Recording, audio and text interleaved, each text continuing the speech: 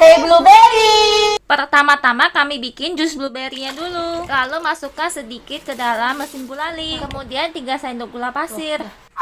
Wah, muncrat guys. Sambil nunggu enaknya minum dulu jus blueberry-nya. Kalian suka nggak teman-teman? Kalau Emma cuma bisa minum sedikit. Enak tapi asam. Tiba saatnya untuk menggulung-gulungkan gulalinya. Ini paling satisfying loh.